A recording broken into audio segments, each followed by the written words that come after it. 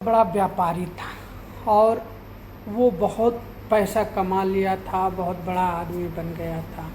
लेकिन रास्ते में एक दिन जा रहा था तो उसने सुना किसी के मुखार बिंदु से कि आप चाहे कितना भी पैसा कमा लो, कितना भी धनी हो जाओ, लेकिन स्वर्ग में जब जाओगे मतलब मरने के बाद आप खाली हाथ ही जाओगे, पैसा रुपया कुछ नहीं लेके जाओगे।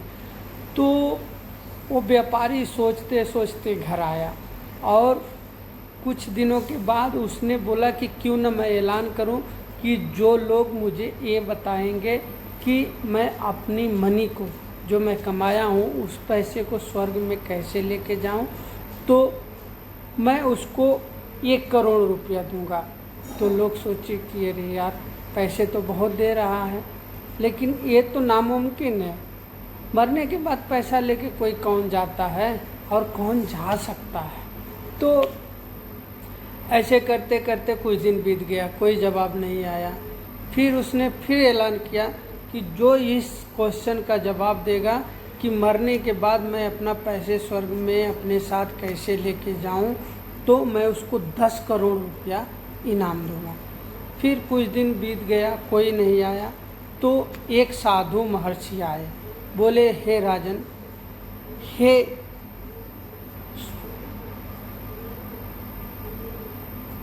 हे महान पुरुष, मैं आपको ये बताना चाहता हूँ कि आप जब विदेश में जाते हैं तो आप अपनी करेंसी को क्या करते हैं, उसको साथ में लेके जाते हैं?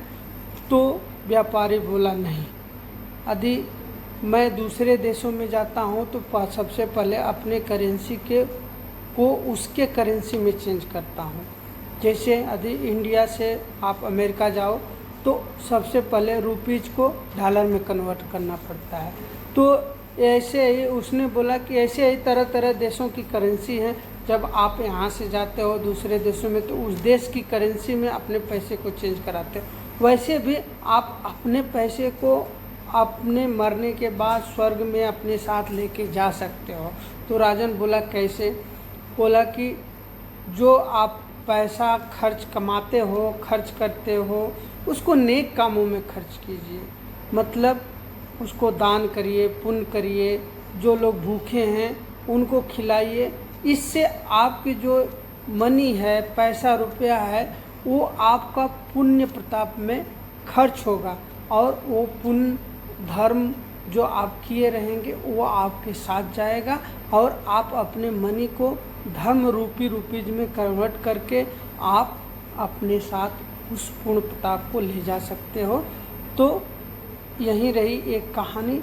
फिर ऋषि महर्षि जो बताए उसको व्यापारी ने फॉलो किया और अपने साथ अपने पुण्य